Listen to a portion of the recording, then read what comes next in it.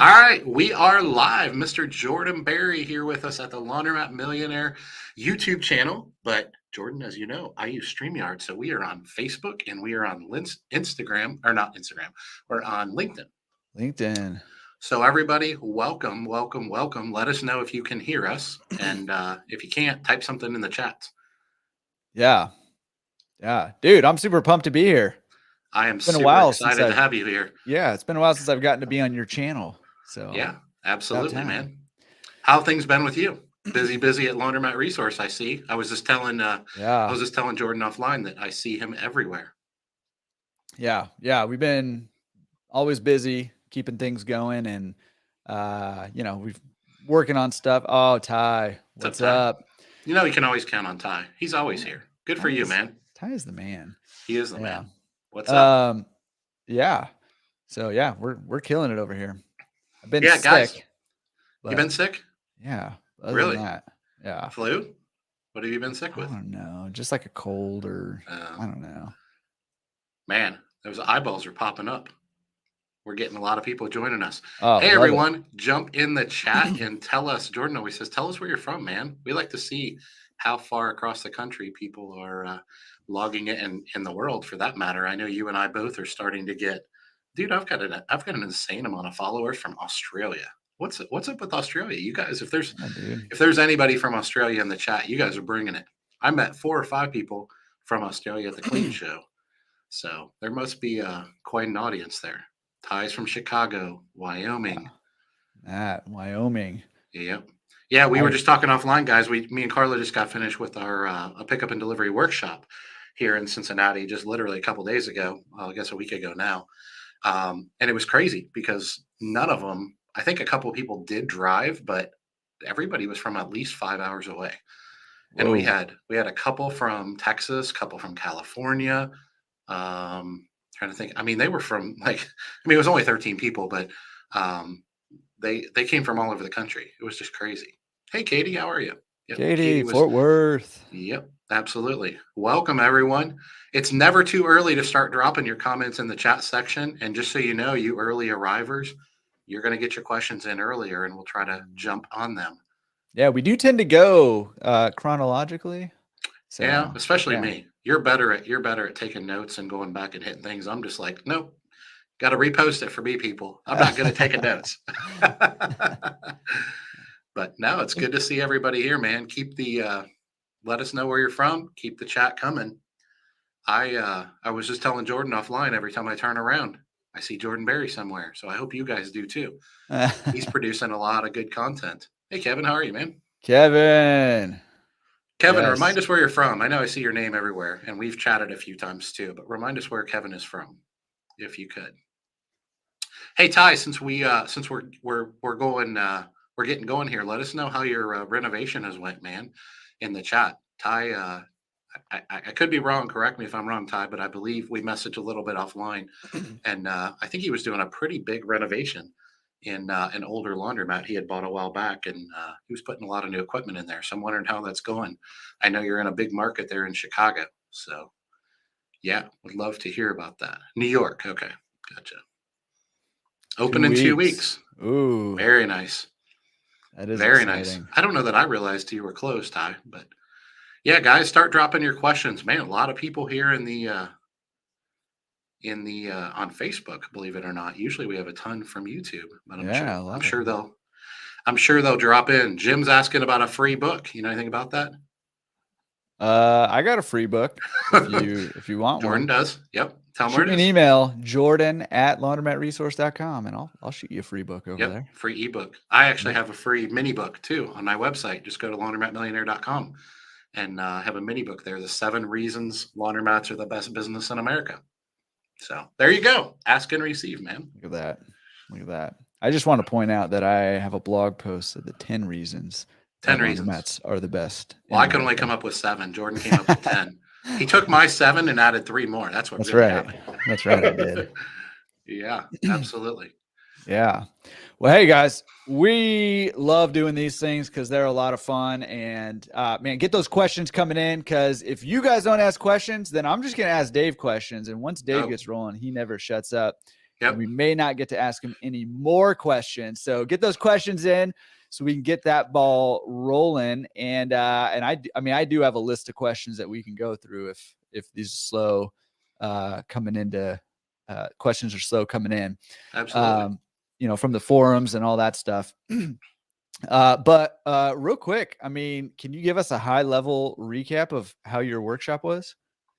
Yeah, it was fantastic, man. It was a 2-day event. For those of you that don't know, this was a wash, dry, fold, pickup, and delivery workshop specific there. It was 2 pretty intensive days.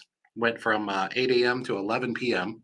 day 1, and 8 a.m. to 9 p.m. day 2, and that included all of our meals. So, I mean, we took a couple 15-minute breaks, but basically the whole gang of about 20 of us with my team was together for, like it or not, for 2 days straight, with very little breaks from me. Luckily, Carla was there to break up the noise a little bit. Yeah, those in-person workshops, they're a lot of work. Mm-hmm. But I mean, genuinely, you know, I think that is one of the most valuable things you can do. You know, especially if you're either starting a pickup and delivery or you're looking to take it to that next level. Is, you know, go there in person. And I was trying to think, like, I heard a couple comments, you know, or I saw a couple comments on like Facebook, not just with your stuff, but you know, some of the other kind of workshops stuff happening and about how much money it is and all that stuff. And I'm Mm-hmm. like, man, where in the world can you go get all the information you need to build a business that can scale massively for that amount of money? Like you can't do that anywhere else. Like it's insanity. So, I mean, I think the Yeah. value of that is off the chart. And then I saw you had your manual that you put together too, that you gave to Mm-hmm. attendees, which is insanity. So Yeah, that's I mean, awesome. not to speak about mine, just in general. You know me, Jordan. I'm always encouraging other people to, hey, take your skill set and launch a podcast or write a blog post or website or whatever you want to do. You know, there's a lot of people that are smart, have a lot of information out there. So that's what me and Carla try to do, whether it's with a podcast or workshops or conferences or whatever. But we see them as two things. One, we see them as just ways to bring people together, and that's one of the first things I told the attendees. Is I said, look, you know, we're here to talk about pickup and delivery, but make no mistake, if you don't leave here with 12 friends, you're making a mistake, in my opinion, Mm-hmm. because there's a lot of smart people in this room. And luckily, it worked out really well.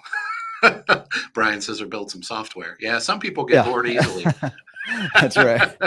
But yeah, no, I mean, it's 100% true. And the cool thing about it is, you know, we said that at the beginning and I was kind of reading the room and I think everybody was like, yeah, that's cool. I hope that happens and all that, but that's not really why I'm here. Just kind of body language and stuff. And it was funny because we never really pushed it beyond that. And at the end, one of them actually asked if we could pass a sheet around, and everybody could either choose to not, or, you know, or to, you know, opt in or opt out, put their Mm-hmm. name, phone number, email address down, and whoever opted in, if we could just share that with the group, because of course we had all their emails from registrations. We said, yeah, absolutely. We passed it around, and I think I'd have to ask Carla because she's the admin around here, but I believe every single person put their name on there, and so we actually were able to blast that out after the workshop to everyone that attended. Now they all have each other's contact information and stuff like that. But man, there was a lot of smart people in the room.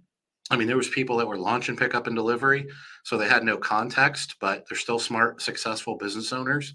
And we talked, you know, wasn't really the point of it, but there was probably a half dozen occasions where we kind of went off script a little bit, either in our stores or during transport or at dinner or whatever. Where we started talking about laundromats, didn't even really have anything to do with pickup and delivery, Mm-hmm. which is core. You know, you get 15 laundromat owners together, that's going to happen too.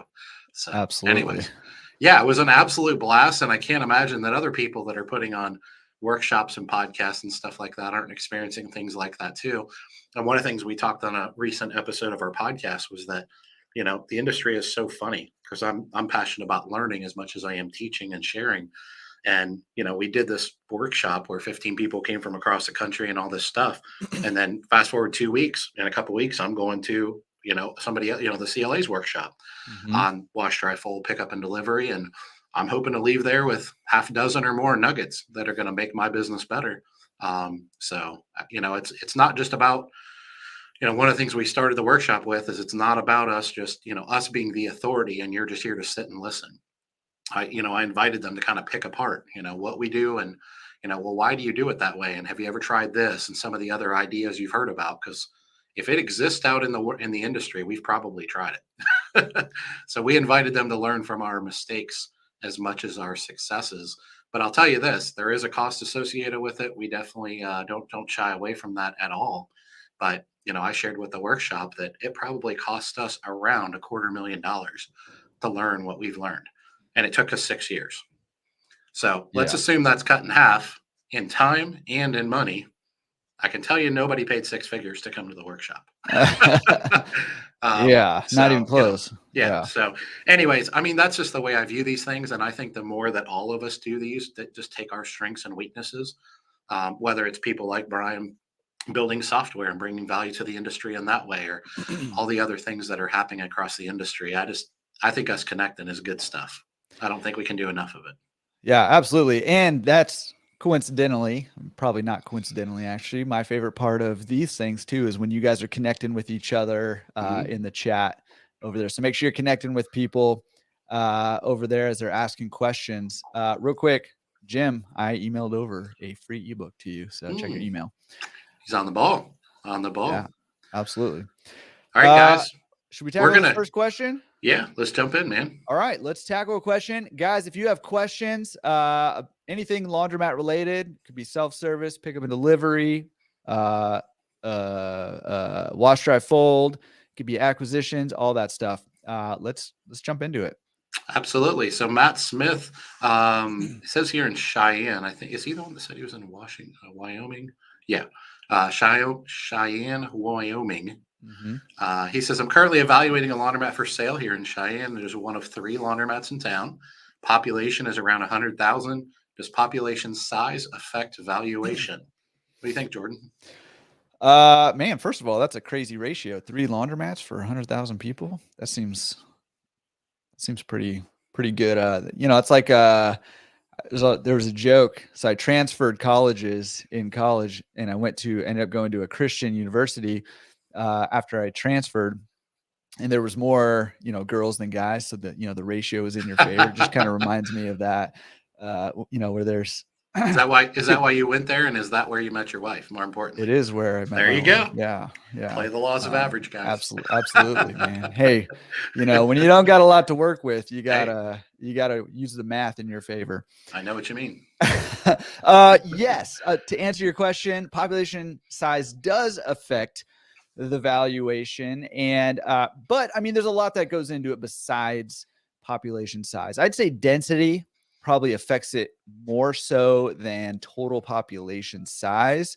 Because if you get somewhere, like Brooklyn or Manhattan, you're going to get a ton of people, but they're all packed on top of each other, right? And, LA, there's still a ton of people, but it's spread way out more. And so it does affect valuation differently. In fact, we have the analysis calculator at laundromatresource.com. And one of the options you can choose is what kind of area your laundromat's in. Is it in like a suburban area? Is it in more of a, rural? I can never say that word.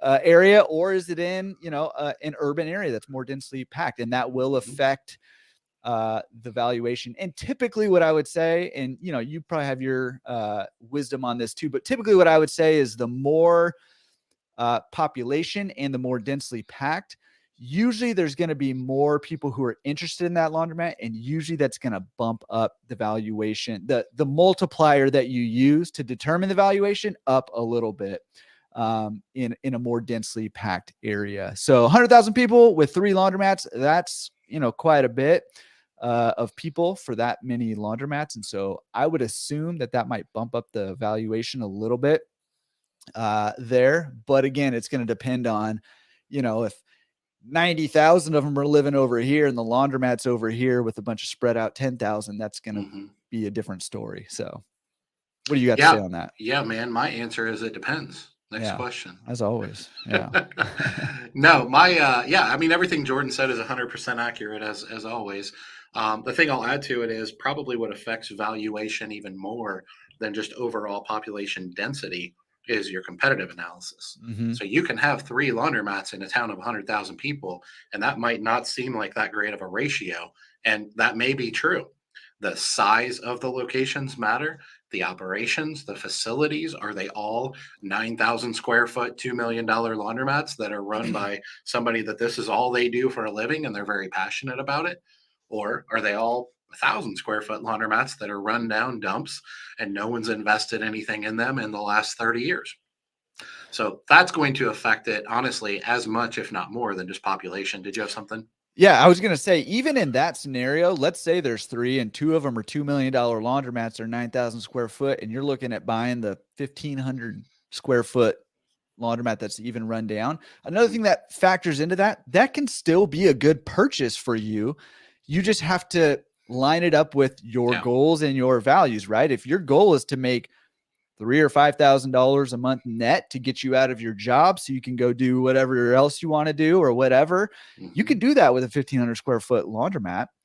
Even with 2 behemoths on either side of you, you can carve out that niche and do that. So there's, and this, it depends. I mean, you're going to hear it depends a lot today from both of us, because that's the answer to every question. But just that simple, relatively simple question illustrates my point that I try to make all the time is like, hey, if you're buying your first laundromat, bring someone along that knows what they're doing, that's been in this business, whether that's, a consultant or a broker or other owners or somebody who knows this business, because there's so many variables to think about when you're acquiring a store, and things that you would never think about unless you've kind of been in the business, been there, done that kind of thing, and learn those, $250,000 over 6 years lessons that you can pass on to somebody else. And that's why another reason why I say doing a workshop like yours that you guys just did on that pickup and delivery, it's just a no-brainer if you're trying to go that direction with your business. Because there's just so many different things that you need to know and understand to make that work. So, well, and let's go ahead and just plug both of our podcasts now to get it out of the way, Jordan. I mean, we have about 53 episodes out now. Jordan's at about 180, I think. And the truth of the matter is, like, some of them, not all of ours are interviews, but most of them are. Not all of Jordan's are interviews, but most of them are. And so as you filter through those and you look for, certain keywords and things like that, you can filter through and look for people that have, maybe built or bought a laundromat in a smaller town and things like that. Sometimes you have to listen a little bit, but if you look at the data tags and things like that, you can find that, you can get different people's perspectives and opinions. And I think the more data you gather together, the more people's opinions, the better. Don't just, listen to what Dave or Jordan says. Talk to people who have been there and done that. So I think that's an important factor too. There are magazines out there, Planet Laundry, American Coin Op are great resources. There's different Facebook groups. Jordan has his, what do you call your message board, or it has forums? A name. Yeah, forums. The Laundromat Resource Forums. On his website, he talked about his calculator. I mean, every day there's more and more smart people creating more and more content and more information. So the more of that information you gather, whether it's books or different things like that, I think the better off you're going to be. But even attending things like this, we always say it, yeah, we're 2 guys with opinions, and you ask questions, we'll give you our opinions. But there's always a lot of smart people in the chat. So you ask a question, and by the way, guys, everyone in the chat, you're more than welcome to answer these questions from your perspective. So if somebody asks a question in here from John Smith or whatever, by all means, you have an opinion, especially if you guys are some of our friends that are veterans, hop in there and give them your perspective on things too. So that's part of it for sure. This is a good one, Jordan. What do you think about this? How do I find a good location to build? And I'm not sure if Matsus, I probably just butchered that. I'm not sure where it's located. So that's where they're located. But what do you think? Yeah. I mean, it depends, right? So there's yes. And the next question that he asked right after that is, would distributors help me with that? And the answer to that is, it depends on the distributor. A good distributor should help you with that, right? But in terms of looking for a good location to build, I mean, there's some general things that you want to be looking for. Usually you want to be, you got to find a, ballpark square footage that you need. You're probably not going to do, New Jersey. But you're probably not going to do like a giant 40,000 square foot warehouse, right? So you need enough square footage, but not too much, that kind of thing. But you want to look at locations that are have high visibility, that are on, probably on main roads, that are near other kind of similar stores or shopping centers, those kinds of things that a similar demographic is going to use. You're going to look at demographics reports and see, going back to population density, who's in the area, median income, where the people in this, in each kind of vicinity, where they land. And I mean, there's a lot of things like that you're going to go into. You want to look at how much parking there is. You want to look at, the kind of the layout of the space even, and if that's going to work, for the laundromat, that you're wanting to build.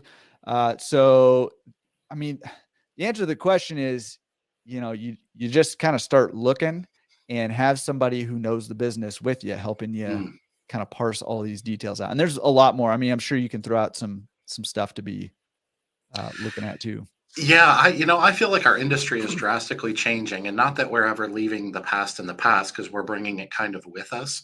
But everything, once again, everything Jordan said is great information for sure. I want to take a little bit different angle on it, and I think that we, as newbies, I'm assuming they're new to the industry.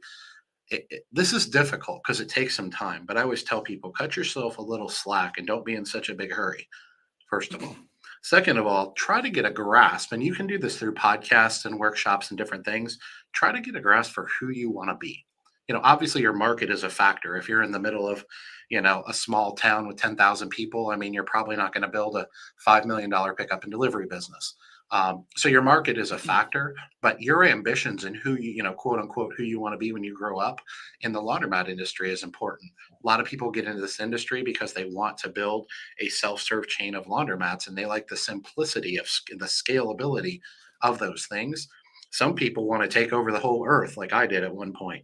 And some people, eventually come back to reality and they find some semblance of that.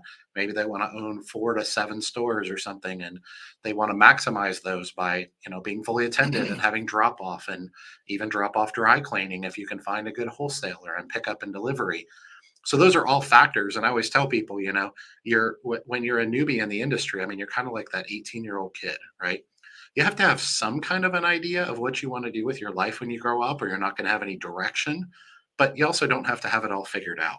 Like, it's okay to go to this college and then transfer to this college. It's okay to change your major.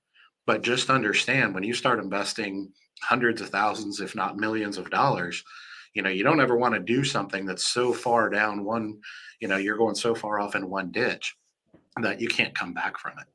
So I don't know if that helps you. Just a little bit different perspective on kind of the same question. I'm assuming, depending on where you're at in New Jersey, I'm assuming that's you're in a decent sized city, a pretty good market. Another thing I always recommend people do when they immediately start talking about building laundromats is I tell them, man, I would look at a 30-mile radius around your home or your ideal service market, and I would look at that first. And I would look at what laundromats are available. Is that market over penetrated? Because that's a really big factor in this too. So I think a lot of people jump in this industry and they just don't want anything to do with an old laundromat, and so they immediately jump right into me and want to build a laundromat. And that we all know that some of the best opportunities out there are taking over old laundromats in great locations and turning them into what will eventually be a brand new laundromat. But you don't have to build from the ground up to build a brand new laundromat. So, absolutely. Yep. Absolutely.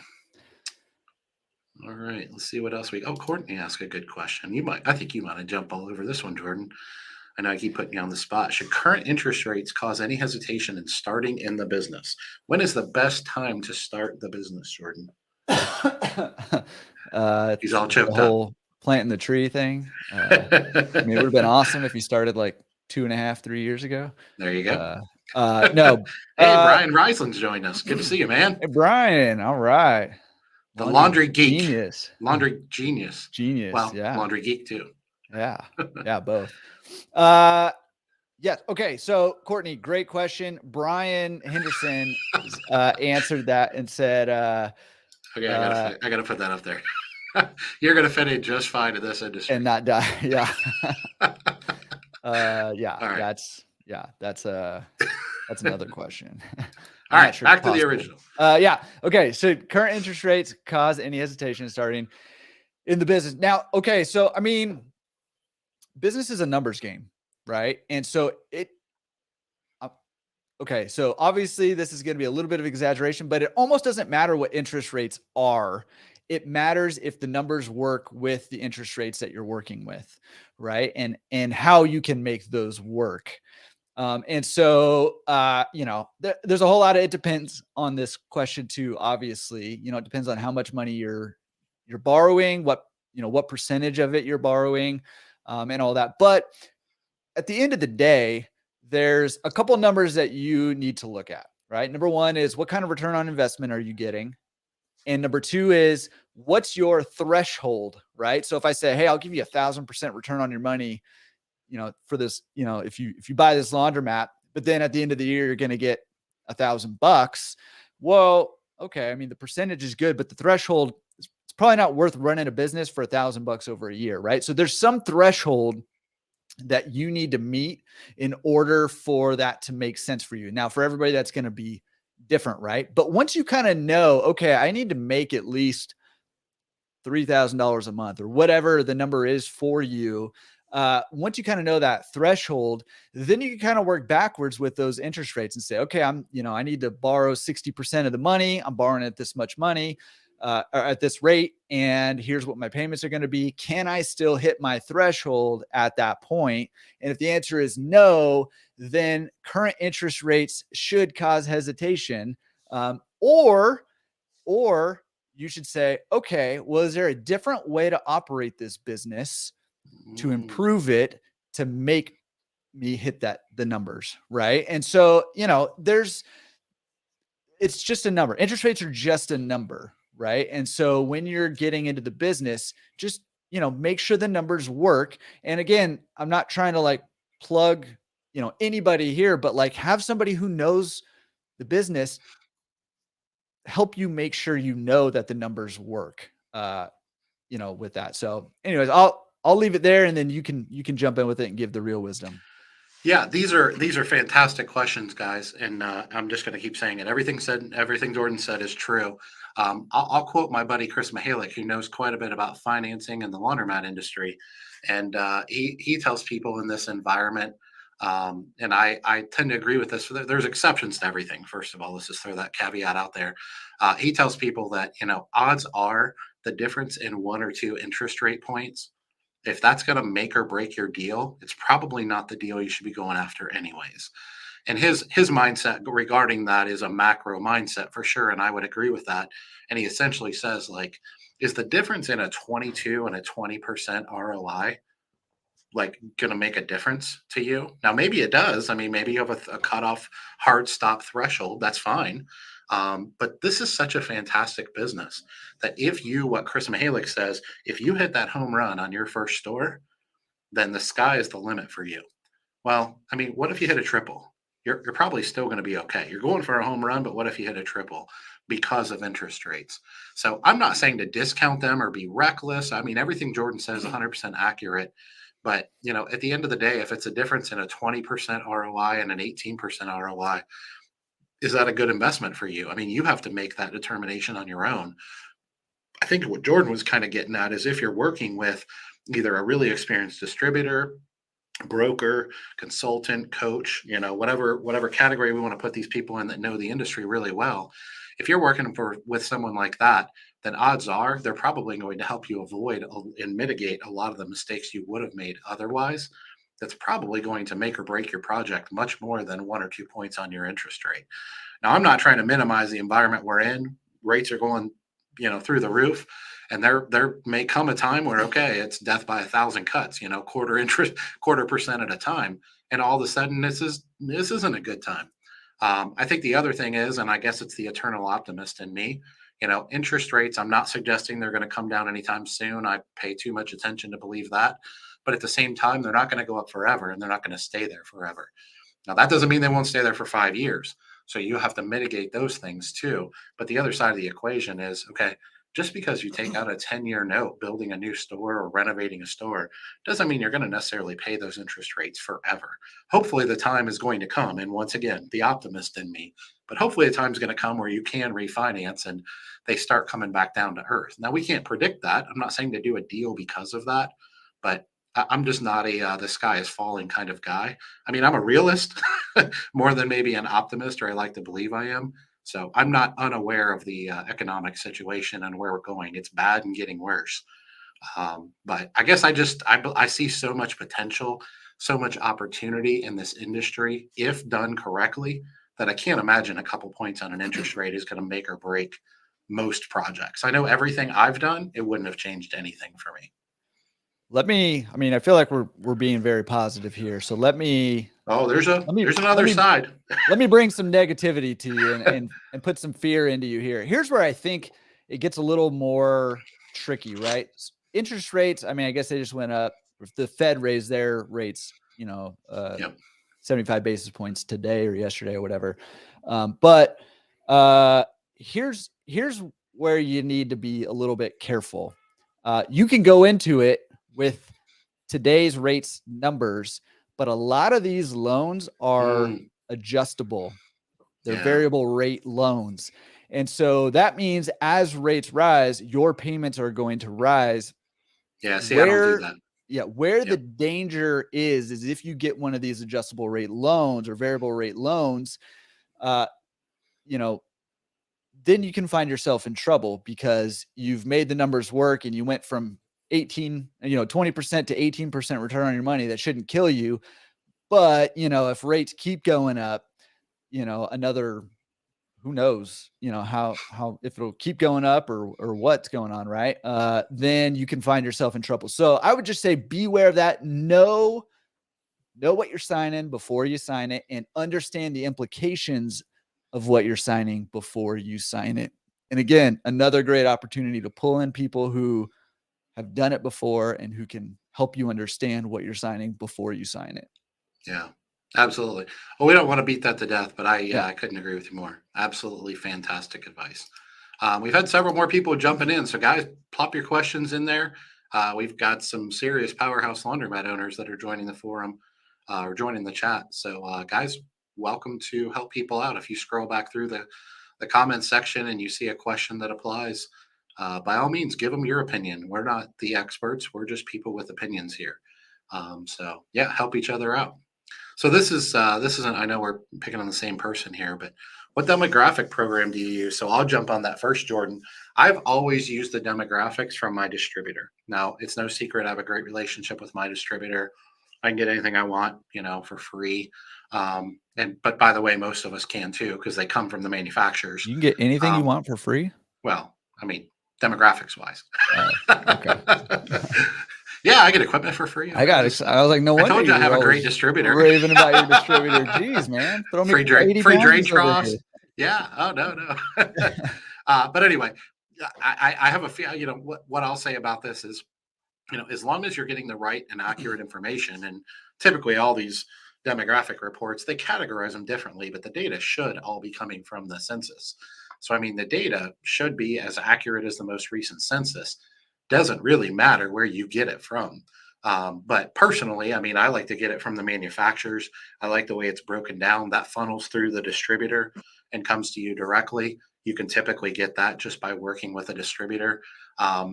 Sorry, distributors, I'm going to blow your work up a little bit here. There are some distributors that'll take that free demographic information from the manufacturers and then they'll charge us for it, which, whatever, it's their business, not mine.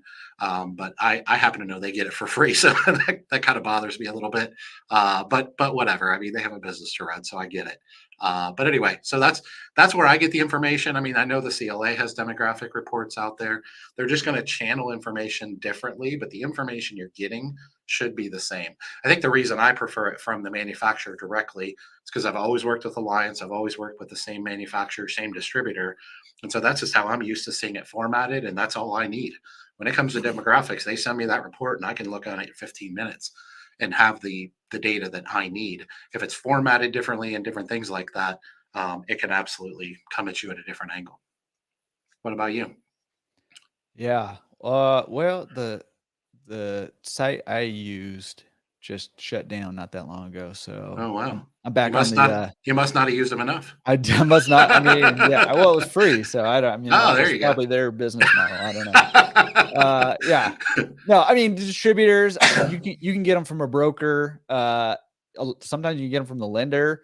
Mhm. So yeah, I mean, there's ways to get it, and you mentioned CLA has a program too that you can purchase. I Mhm. think through the CLA. Yep. Yeah. And Kelly Reed mentioned, so Kelly's with us. Hopefully that's Kelly. Might be Joe Dan. But anyway, yeah, she says use Eastern Funding. They use a flat rate. Yeah. So I've done loans with Eastern Funding. I once again I didn't use their demographic reports. But yeah, Kelly, welcome, welcome, absolutely. So there was one back up here. I think I missed over. You missed What one was from that? Brian I know Henderson up that's what a I'm looking little. at. I was, yeah, I didn't mean to do that, Brian. Fantastic question. So Brian says, this is obviously for me specifically, but Jordan talks to so many people, he probably has different opinions too. For your delivery business, do you only do routes or do you also do some on-demand pickups? And if so, do you charge a different price for that? So Brian, us personally in Cincinnati, we currently, as we sit today, are only a route-based system.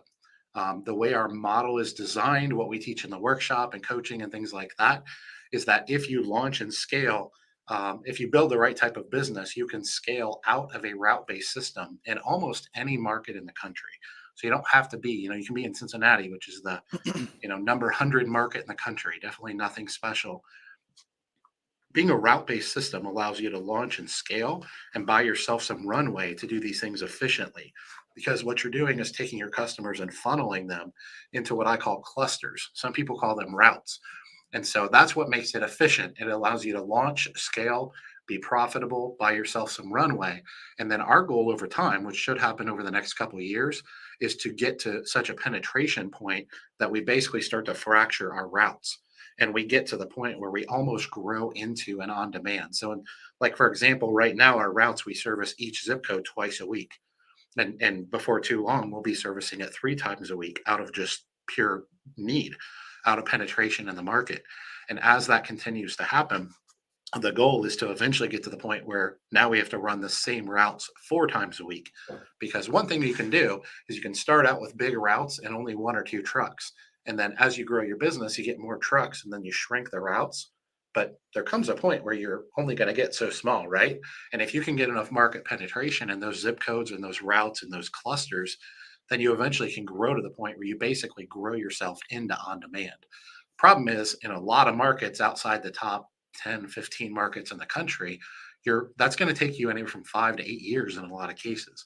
So I always say you got to get there. And that's the problem with a lot of people launching and trying to scale pickup and delivery with what I call a window base, where they're just doing a 2 or 4 hour window, or they're just doing on demand, fully on demand, which is like when, they put in an order for a pickup today at 10 a.m. and I'm there at 11 a.m.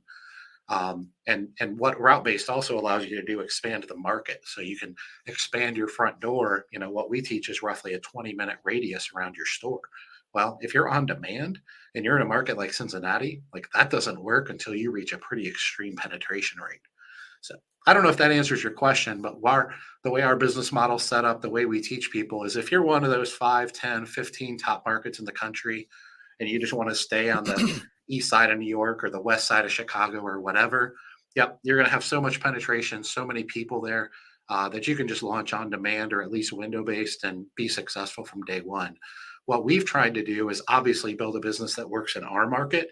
But because we're not one of the top markets in the country, we found that the business model we're building and have built is really valuable, and that almost anyone can take our model and copy it in any market in the country and be successful. So that's what we do. Any thoughts there, Jordan? I mean, I know you don't do pickup and delivery. Excuse me. Yeah, no, I do have a couple thoughts. So, number one, I mean, I think you're spot on there. And I think I see a lot of people who are starting pickup and delivery. Man, excuse me. Jordan's getting over a cold, so we'll cut him some slack tonight. Yeah. I think a lot of people are starting pickup and delivery, like want to throw out big areas and go get it right away. Right. And man, I'm dying. I'll give you a second. Kelly's telling us, I'm definitely not Joe Dan. Thank you very much. And then she even commented again, I am the brains. We all know this, Kelly. We're just trying to make sure that this isn't Jordan or this isn't Joe Dan pretending to be Kelly logging into your account. As long as we know it's really you, I'm not sure that we do, but we know that you're the brains of the operation. There is no one in the industry that's going to question that. And I'm willing to bet in the next 5 or 10 minutes, Joe Dan's going to jump in. Yeah, he's probably looking over his shoulder. Right. So what I was saying is a lot of people try to start big and just kind of cast the seeds wide, right? And try to do that on demand thing. And I would say, hey, if you're just starting from scratch, from zero, you can, especially if you're doing it yourself, you can offer the on demand. But I would just say stay in a tight radius and offer the on demand until you can scale out to having some routes and then executing like you're saying. But the reason for doing routes is it's economics, right? It's efficiency. You're going to waste a lot of time and a lot of fuel, which is becoming more and more expensive these days. Shooting out to different spots all over your city or your town or whatever. Trying to do on demand. Whereas, when most of the softwares now have, systems where you can, map out routes, and a lot of them will even help you find the most efficient ways to do that. And the reason that that's so critical is because you've seen this a lot too, right? Like a lot of pickup and delivery operators are really not making any money. And a big part of that is because, your expenses can creep up really high if you're not running an efficient system.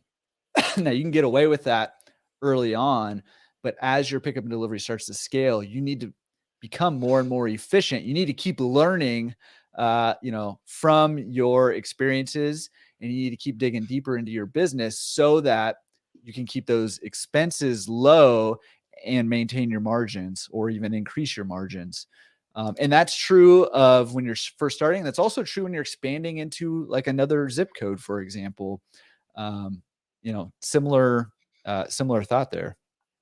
Yeah, absolutely. You're exactly right, Jordan. I mean, there's two ways to scale. One of them is I call it dinking and dunking, and I don't mean it negatively. You start small. You service an area on demand or Windows based, and you're doing that within, let's say, a 2, 3, 4 mile radius around your store. And your truck goes out every day. It services the exact same area. It might be one zip code, 2 zip codes, one county, something like that. And that's all you do. As you gain penetration, then you maybe creep out to the left, creep out to the right, and the north and the south, and things like that. And you can do that. Typically, when that works really well and effective, and you can scale quickly, is once again in a highly penetrated market. In the LAs and New York cities and things like that of the world. To give you an example, in the 6 years we've been doing in pickup and delivery, we've done about 5 million pounds. In Cincinnati, the number 100 market in the country, there's only roughly 1 million people in the whole Cincinnati metro market in about a 2,000 square mile radius. So if we had started that way in our market, I mean, we would still be just a tiny, tiny, tiny piece of the pie. So it's not to say one's right or what's wrong. We launched pickup and delivery because we wanted to scale. We wanted to scale effectively. And those are basically the two ways you could do it efficiently. But if you're in a market that's not one of the top 5, 10, 15, 20 in the country, scaling, serving the greater metro area of a city like Cincinnati on demand, I mean, you'll never make money doing that. I can very confidently say that, and I rarely use the word never. But that's just the case. So there's definitely more than one way to do this. You can start small and expand and go bigger, or you can start in a route-based system and then funnel those customers. Now, I do want to share one other nugget here. Hopefully it'll help somebody out there. The thing that we didn't know in the beginning, but we've learned since then, is most pickup and delivery operators, they believe that the key to pickup and delivery success is how quickly you pick up the laundry. So if Jordan places an order today, he doesn't want to wait. What's today? I don't even know. Thursday. If today's Thursday, he doesn't want to wait until Monday for a pickup. That's the belief, right? Because we're in this on-demand society, and what I tell people is our industry is unique and different in that way. Our ideal avatar are wealthy people, for the most part, typically wealthy families, multi-income families, households, things like that. And what do upper middle class, lower upper class people have? Pretty extensive wardrobes usually. And if they place an order for a cheeseburger for lunch, they don't want to wait till Monday for it. If they need a ride to the airport or to the bar, they can't wait till Tuesday for that. And so that on-demand economy does work in most aspects of our society. When it comes to laundry pickup and delivery, people aren't nearly as sensitive as you would think they are to how quickly you pick up their laundry when they place the order. And we've learned that that window is about a 3-day window. So if you get anything beyond when I place an order on Sunday, if you're not coming till Saturday, that's too long. But as long as you're coming in the next couple days, 99% of our customers are totally fine with that. But here's the thing that everybody wants to write down if you're in pickup and delivery or thinking about it. Well, you know what they're very sensitive about? Once you pick up their laundry, how quickly you get it back to them. They care much more about that than the opposite. And what I see the majority of our industry doing is I see the majority of our industry obsessing and focusing on how quickly they get the laundry. And so they're an on-demand system and they'll go get the laundry, even though it's inefficient and they lose money. But then they'll try to make up for that profit on the back end by efficiently processing the laundry, meaning they might take 3 or 4 days to get it back to them because they'll say, oh, I can't pay a dedicated processor. My logistic costs are so high. What I need to do is process the laundry. I have to use that free labor, meaning, oh, I got to funnel it into my attendants in their spare time, and I can't necessarily turn it around quickly. So I mean, this is based on a lot of data, not just Dave in Cincinnati, and coaching a lot of people across the industry. So a ton of free information there. Take it for what it's worth. But I think that'd help a lot of people when you kind of understand the dynamics involved there. Might have went a little bit further into the rabbit hole than people wanted, but yeah, no, I thought that was really great. I mean, listen, people, that's the kind of stuff you get when you do these educational courses and workshops and stuff. It's stuff like that would take a really long time to figure out on your own. Oh my gosh. That you just, even though you're long-winded, it was still quicker to get it from you long-windedly than to learn it myself. So yeah, I mean, that only took 3 years. Yeah.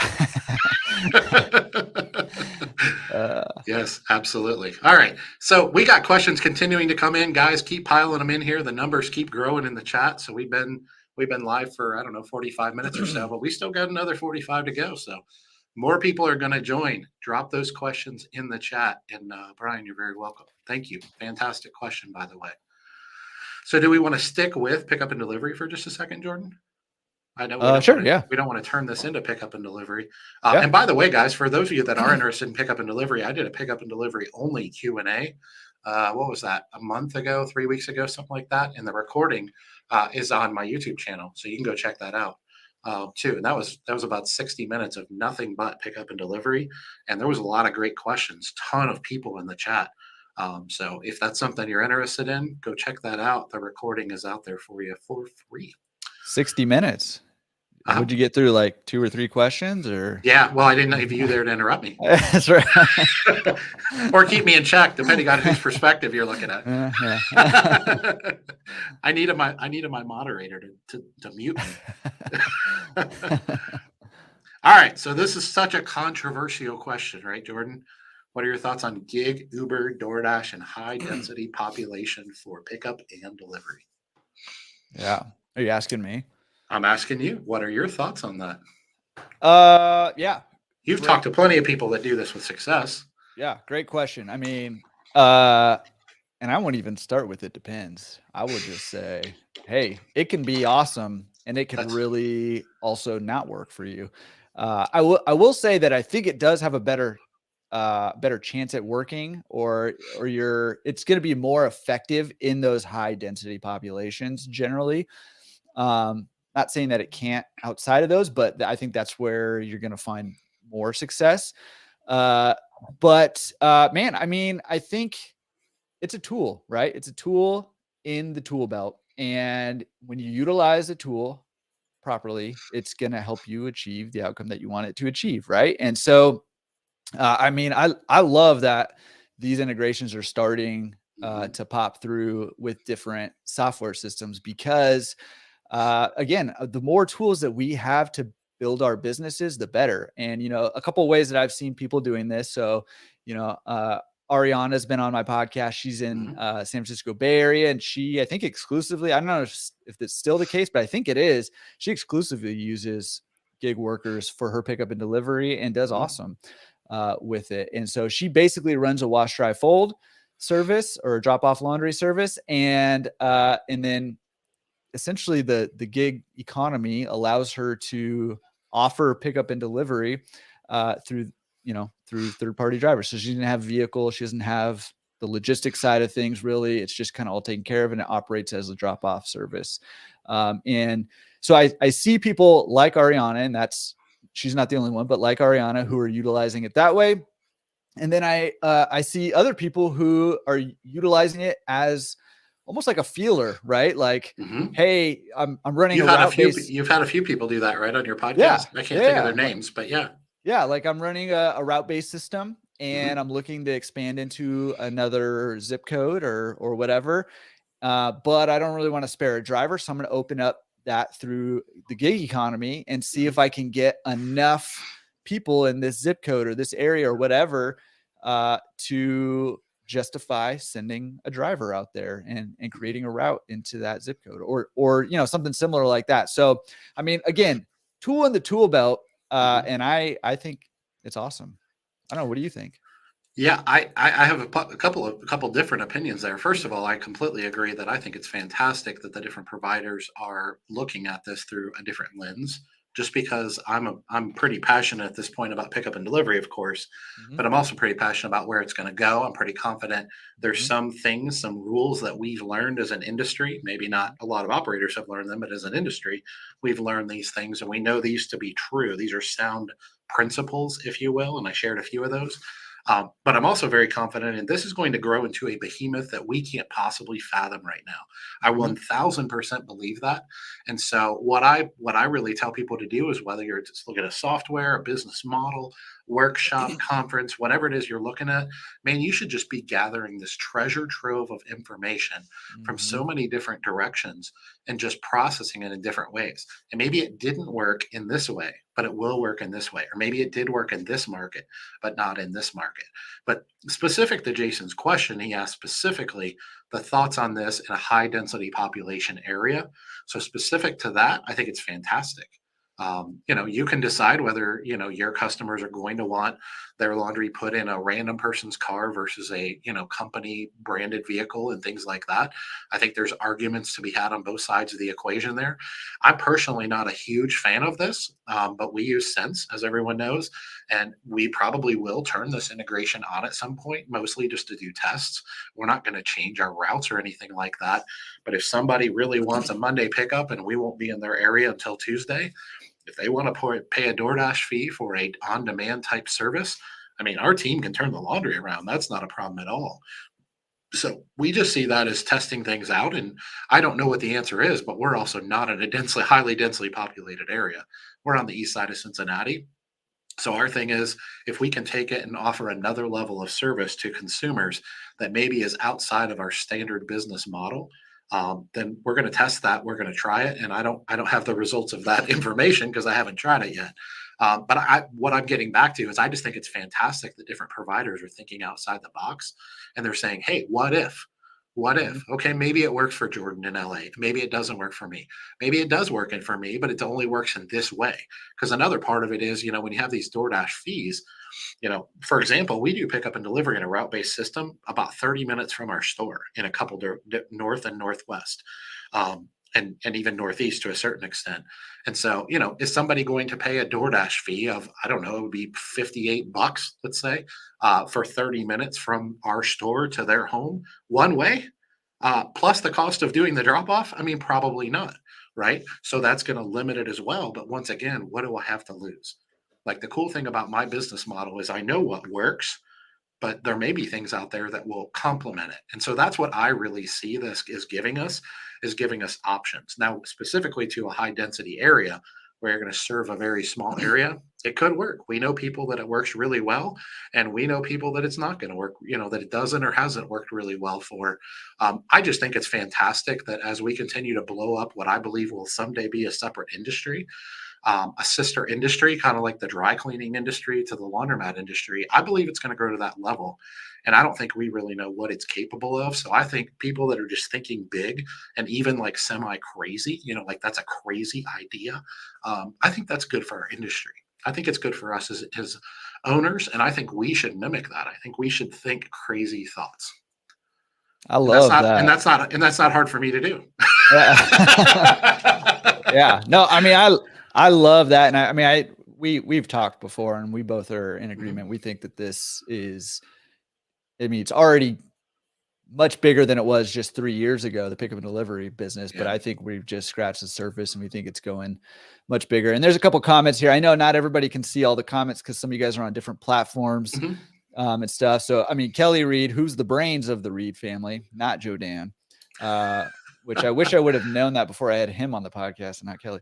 I think this comment's directed at you. I think he's saying he loves you, Jordan. Yeah. You know what that means? Thank you, Jason. Appreciate that. Glad somebody does. Yeah, but Kelly, they've had problems and they don't love the DoorDash stuff. And Brian Reisland also. I was just getting ready to put that up there too. I want to share. Drivers understand food delivery, not laundry. Had an order that wouldn't fit in their car. Now, these are anecdotal experiences, but a bunch of anecdotal experiences create data, right? And so this is what this is all about. And this is, I think, what Dave is getting at is we've got to try a whole bunch of stuff because this industry is not where it's going to be. This is a baby part of the industry right now. It's 100%. Infant, right? And we're in that kind of like get up and try to start walking and then fall down and then get up and fall down. And so the more iterations, the more failures, the more falling down we do, the more we find our way in this industry. And man, tool on the tool belt, and I love it. And sharing. I know. Yes. We got to share this information, guys. And by the way, it's okay. And I don't apologize for at times charging for this. And I never will. I know the value of that, but I don't charge for everything that I do. And I don't think you should or have to either, whether you're a software provider or just a personal, laundromat owner or whatever, however you come at this, a membership or a blog or a podcast or whatever. Like the key is the value. The key is just connecting together, building relationships, sharing information.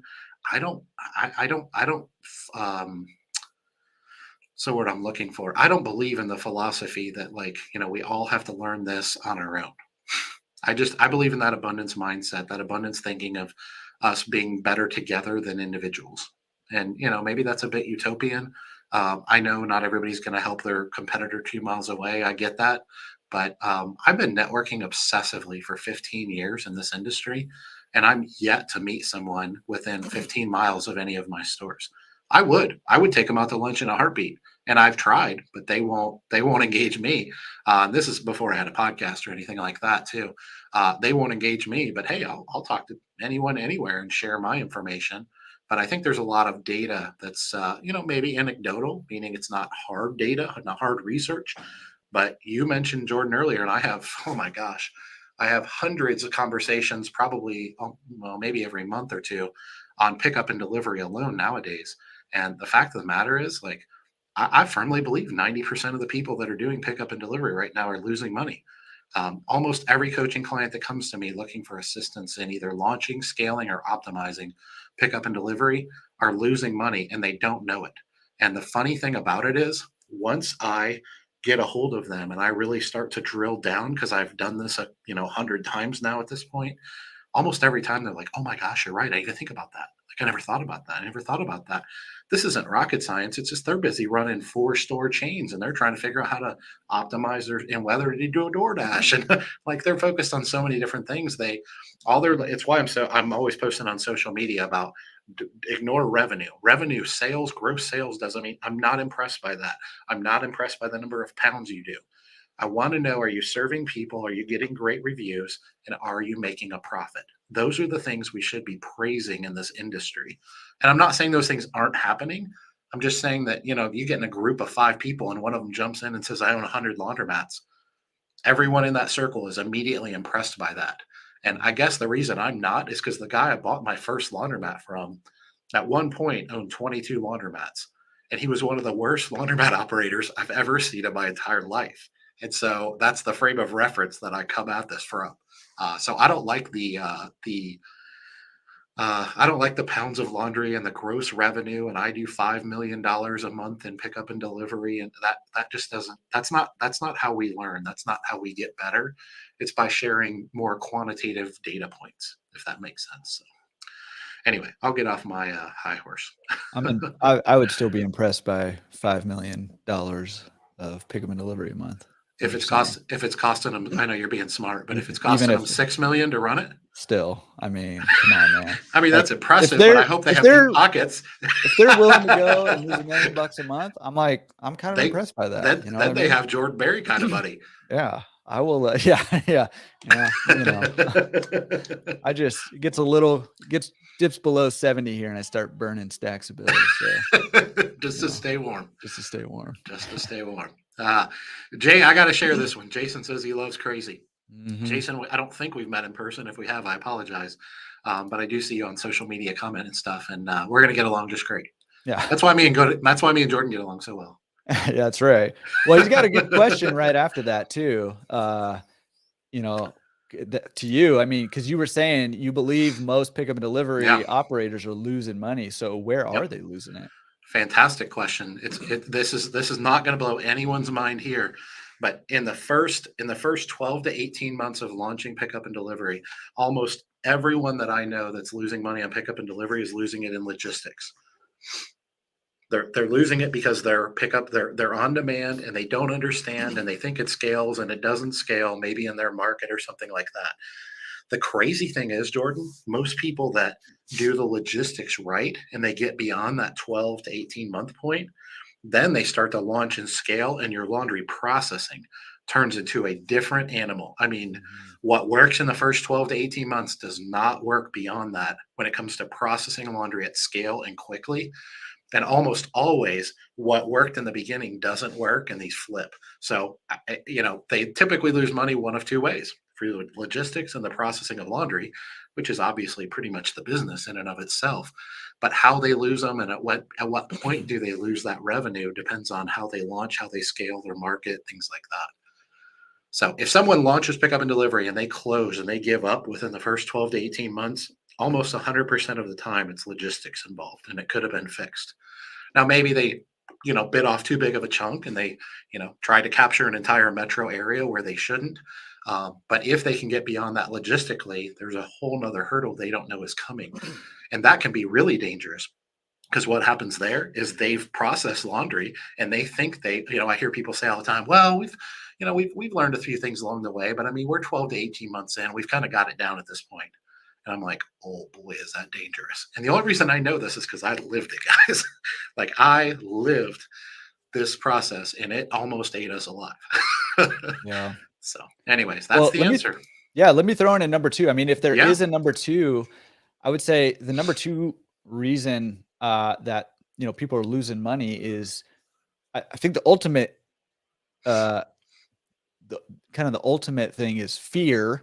And how that manifests itself is in not pricing correctly, pricing too low.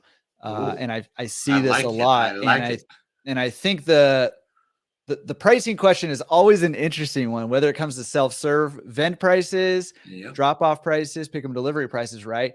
And operators are afraid, and I've been guilty of this for sure before I even knew that, like, what was going on. Operators we tend to just be afraid of charging what we need to charge.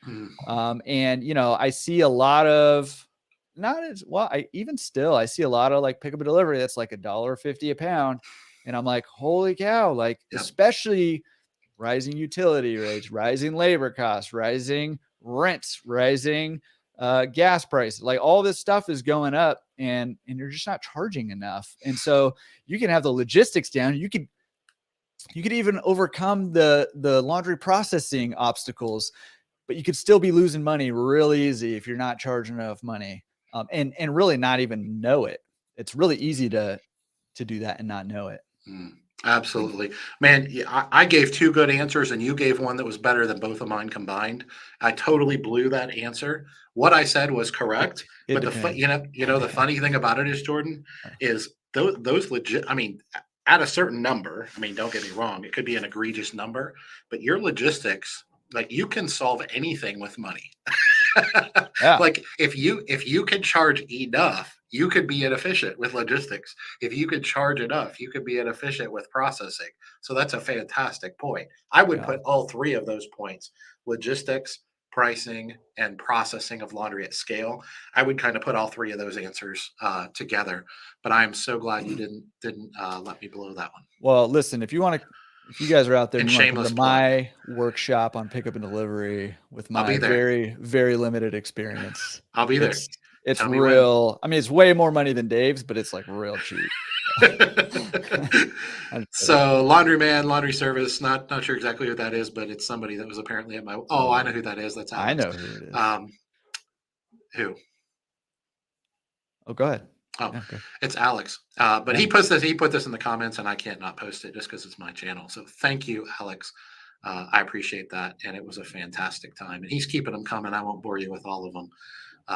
But yeah. Bore us. Put him up there while Bore we're us. chatting. Alex is a man, by the way. And I sent you an email. Do you know Alex? I don't know if He's you out in saw it. California. Do you know him?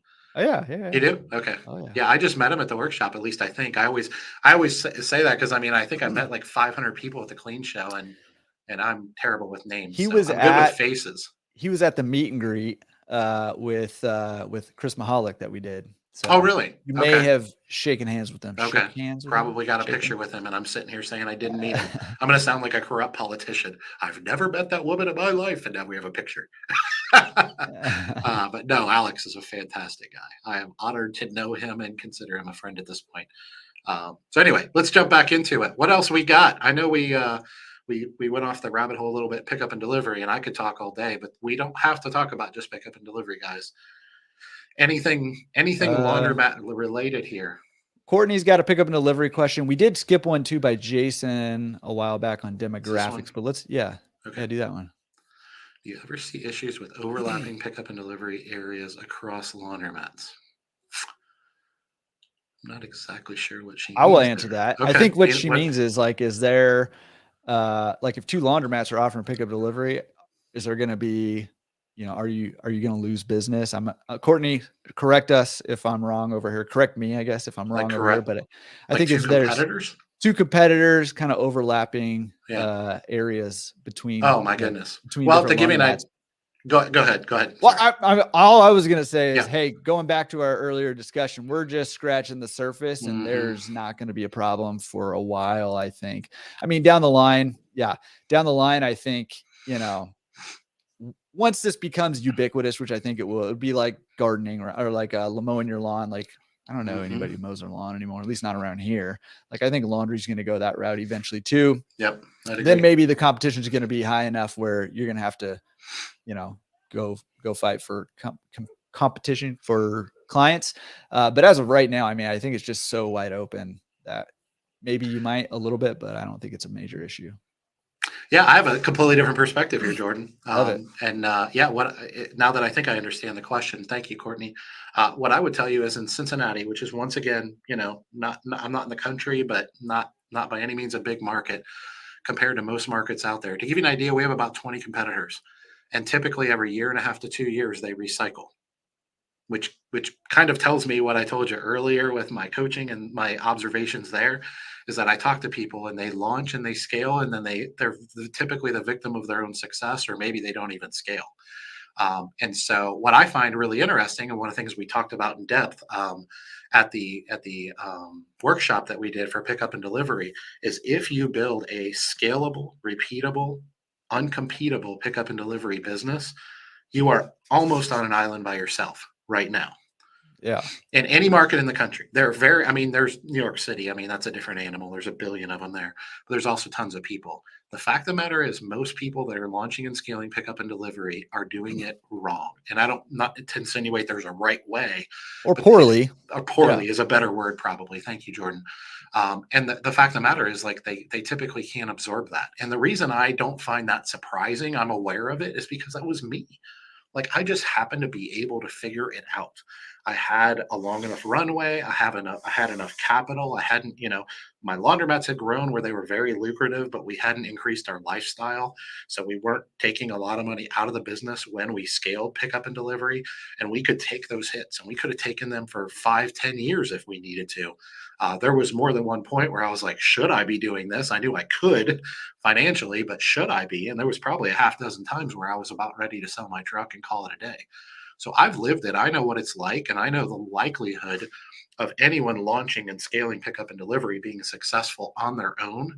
And it's one of the reasons I'm so passionate about coaching and workshops and things like that. So not to say that more people, the more we share information, I'm not sure saying you can't be successful without a workshop.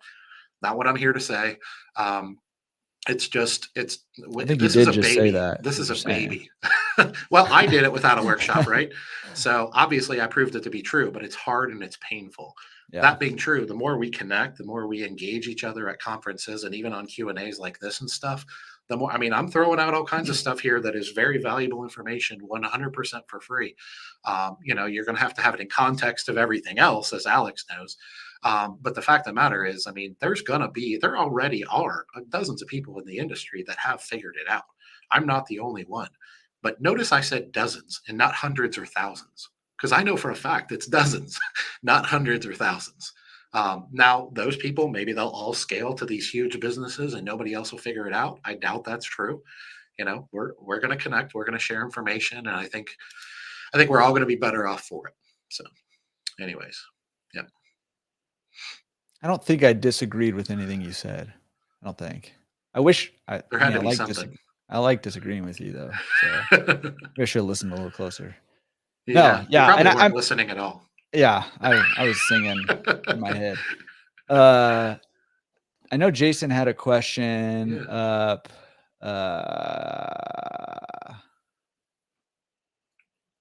Somebody different. I'm not sure who that is, but I'll take them. I'll take the compliments all day, guys. That's the first and last not word shameless. right there. First and last word. I'm looking for Jason's. Do you remember? Okay, he says, I'm in the New York, Brooklyn market. Is demographics important in that market? Gotcha. Found it. Yeah. Is demographics important in Brooklyn, New York? No. You are in Brooklyn, New York, and there you can spit your gum across the street and hit 10 million people. You can do whatever you want to do. And I'm kind of joking, but I'm honestly kind of not too. Like, you guys are in such a unique market. The opportunity is just enormous. I mean, you still have to figure it out, but just as an example, I mean, you can launch a on-demand service, and let's use Waleed for example. He was on both of our podcasts, and he's a rock star, and he's in, I think, Brooklyn, if I remember right, New York. And he was telling me when he was on our podcast with me and Carla, he said, we asked, what's your radius that you serve? And he said, oh, it's about a mile from my store, or from my storefront. And we were like, a mile? And he was like, yeah, they only do DoorDash. It's all on demand, and they only use DoorDash drivers. They don't have any of their own drivers, and they only offer their pickup and delivery service within a mile of their storefront. And we were like, holy cow. And we were like, well, how many people are within a mile? And he said, oh, there's about 150,000 people within a mile of my storefront. We're like, geez, oh, Pete, we need to move to Brooklyn. And then I remember they won't let me in New York. It's kind of like California. They won't let me in California either.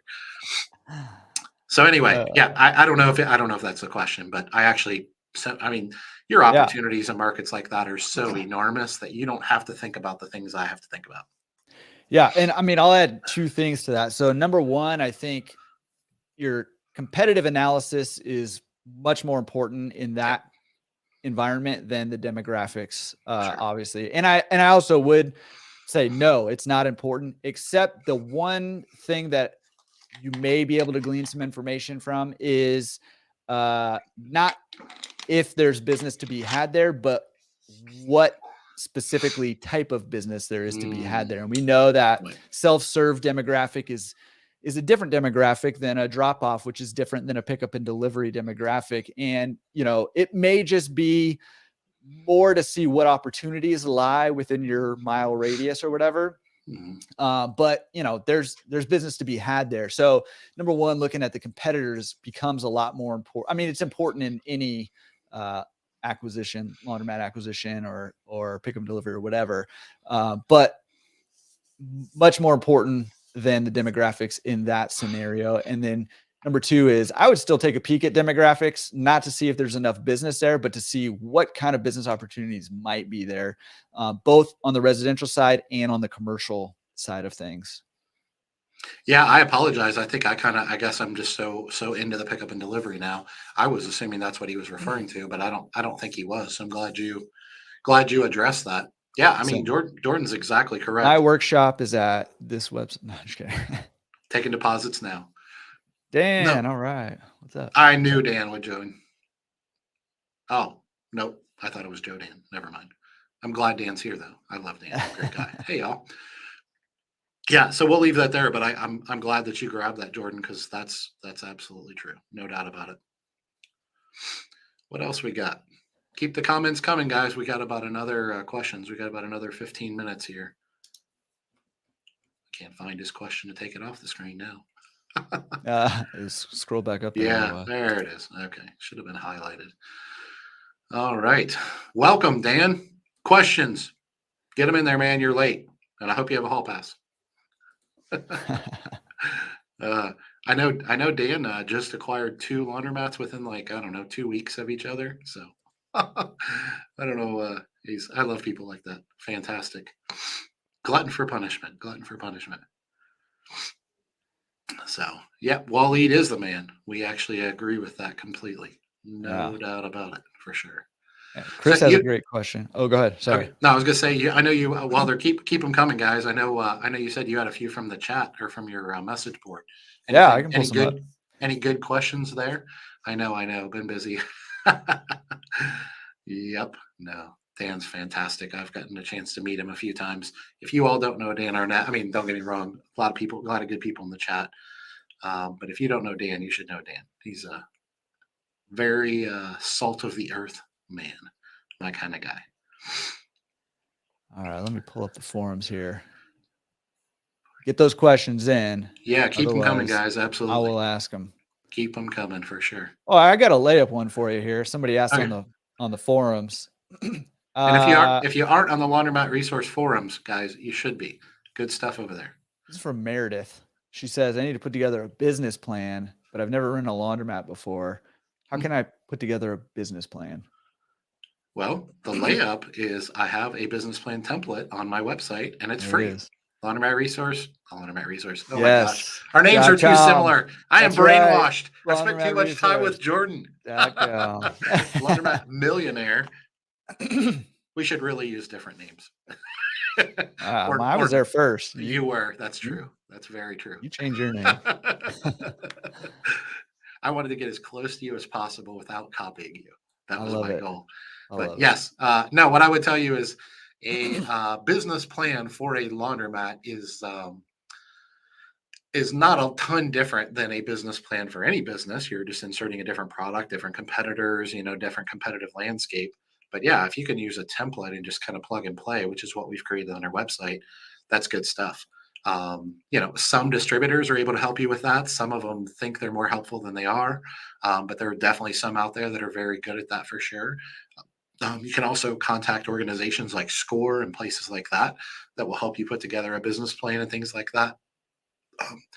Rumor has it Jordan's putting on a workshop about business plans or something. Yeah, I'm not exactly sure. It's out of your price range. Okay. Yeah, it's out of your price range. Got to be a billionaire. That's right. Yeah, this is a great question from Jack. And Jack, welcome. I don't know if you've been sitting in the back this whole time. I haven't seen your name pop up, but great question. And I want to get your thoughts on this too, Jordan. So how do you approach commercial accounts? I'll comment first, just because it's my channel and I have control. No, I'm kidding. Yeah, the way we approach commercial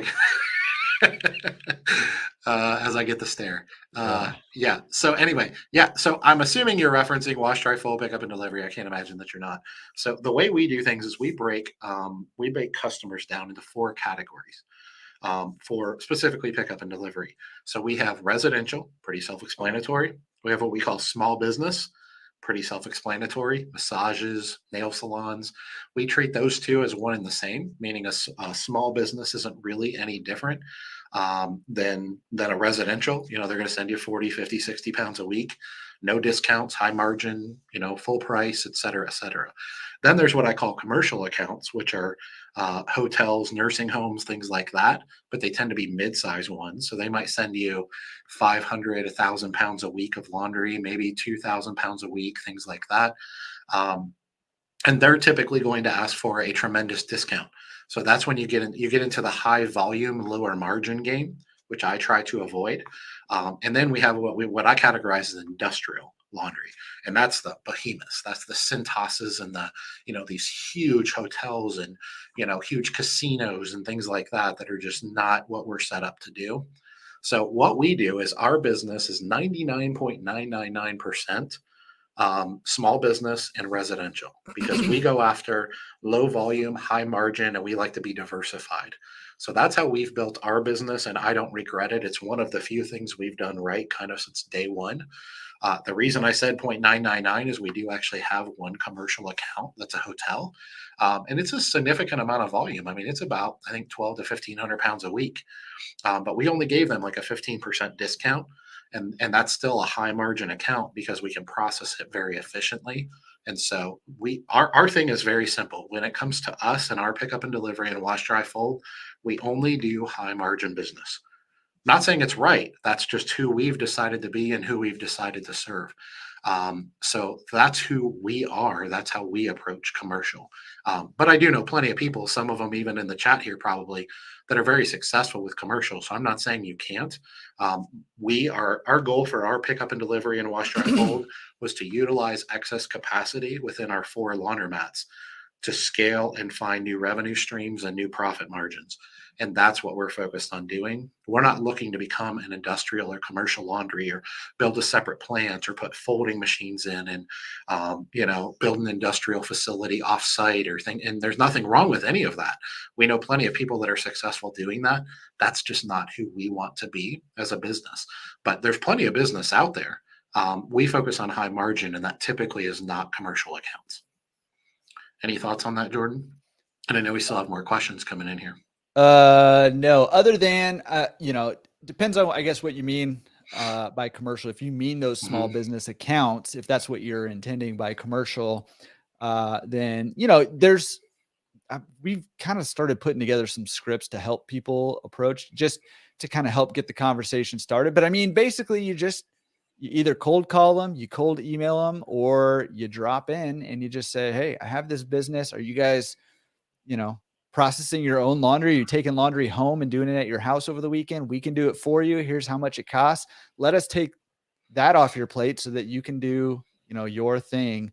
So if that's what you mean, I mean, it's really just about having a conversation and presenting your service in a way that helps them focus on the most important things about their business, the same way you want to focus on the most important things about your business, and not worry about things that are only tangentially related. Oh my gosh, you keep using words I don't even know what they are. I mean, it's not hard to do. If Carla were here, she would tell you that. Anyway, no, more good questions coming in. Thank you, Jordan. Yeah, a lot coming in now. Yeah, we got, I think we're even building more momentum. So yeah, we got about 8 minutes left. Let's try to jump on a few of these. I think this is a good question worth a conversation. So I'm glad Dan posted it. Do you want to grab that? He's talking about turns per day, and some use it as an indicator. Others are worried about it defining their business. We have not touched on this, Dan, just so you know. No, let me say this. I mean, here's an interesting opinion on this I think turns per day is probably the KPI, the key performance indicator that we go to a lot. Here's a number that really is the only number that really matters, is net income, right?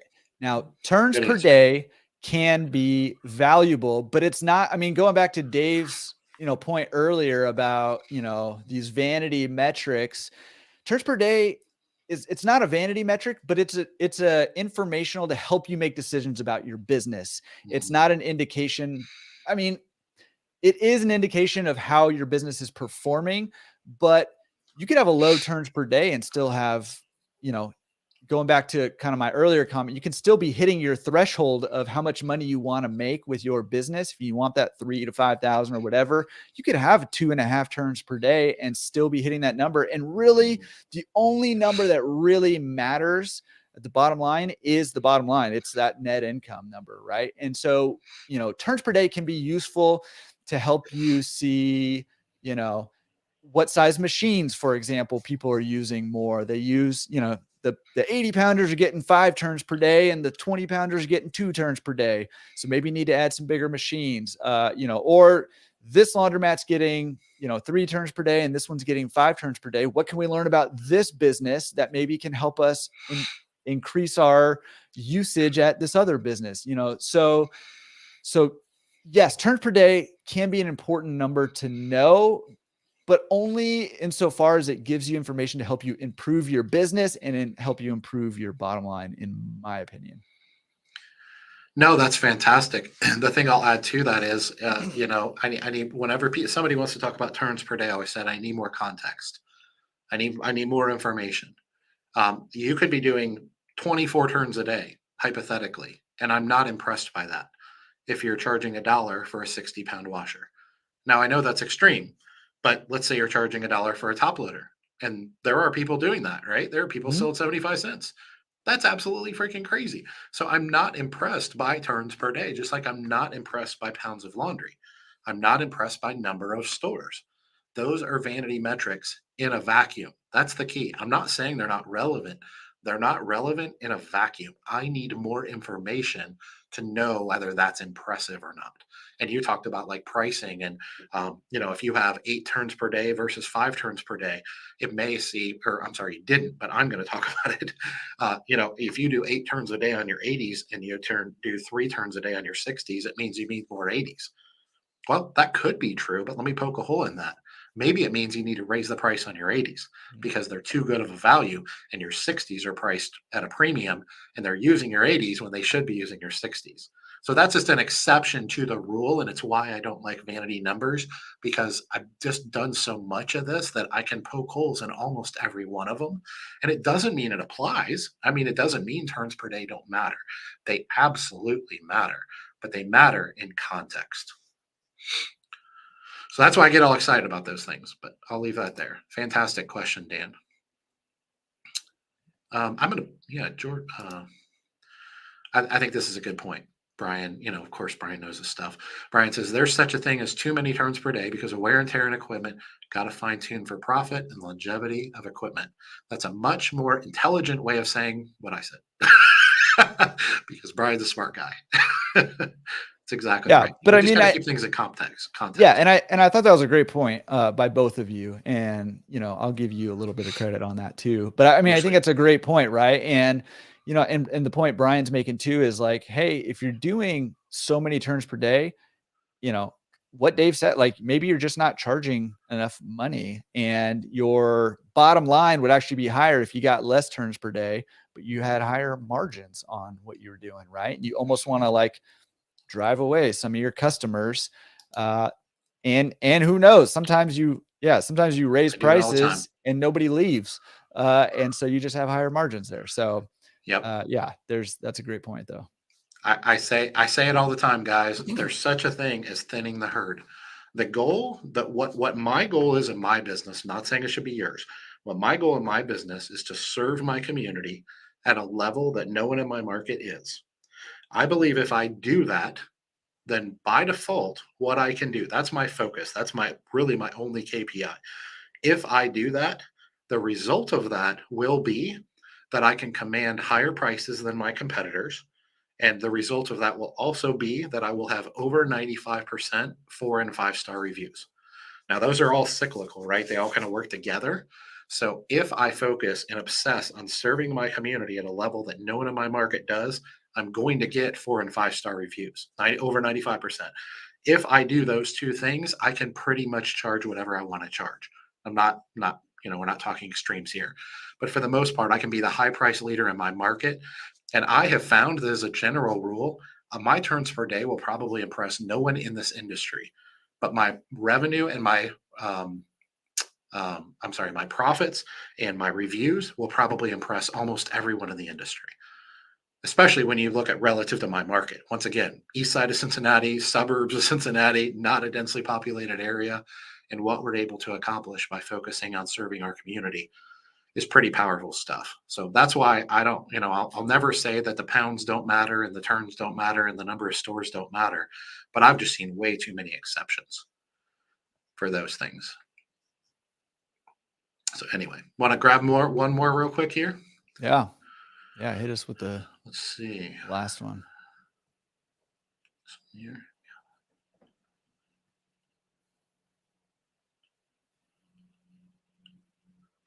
I'm not sure if this is 2 questions. Not sure where we're going here. New here. I would like to take your courses to get started. One thing stopping me is maybe I need to save more money. No idea how much money we should have in a bank account. And then there was another follow-up. He's in California.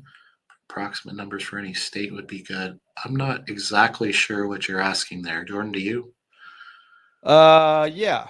Okay. So you need to know how much money you need to buy a laundromat is what I'm hearing in that first part of that question. Right. And the answer to that is it depends. More. You need more. Yeah. You always need more. Here's what I would say is, you do need some money, even if you do the, the mythical free laundromat, you do need some money in the bank account. And it's hard to pinpoint because there's also a lot of ways to get money to finance these things, right? And we think bank loans and stuff like that, and a lot of them are going to want 20 to 40% down, and so you factor that in. But then there's also a lot of lease deposit, utility deposits. You probably want some money to cover things for the first few months while you're up and running. Don't rely solely on, if you can help it, don't rely solely on the income from the laundromat the first few months. Because if something goes wrong, or if you misanalyze the deal, or they just pulled the wool over your eyes or whatever, you don't want to find yourself in a situation where you're sunk before you even got started. So that number it's really difficult to pin down. I get asked that number. That's probably like the number one question. How much money do I need? It's just a hard number to pin down because there's so many variables and there's so many different ways you can buy a laundromat. And so, it has to do with how you're going to purchase it. It has to do with your risk tolerance. It has to do with whether you want like turnkey versus, you're picking up somebody else's mess and trying to make something out of it. There's a whole lot that goes into that. So I don't know that I can really throw out a number there.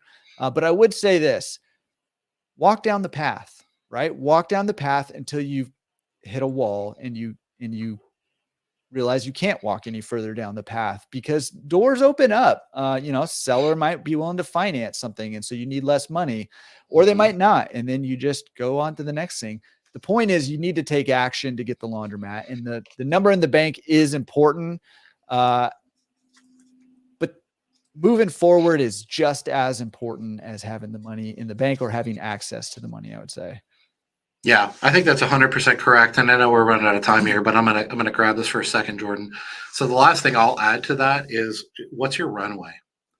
Like, that's something you need to understand, because I see people get into this industry that could feed their laundromat for 5 years and be totally fine financially, support their family, feed their babies, all that stuff.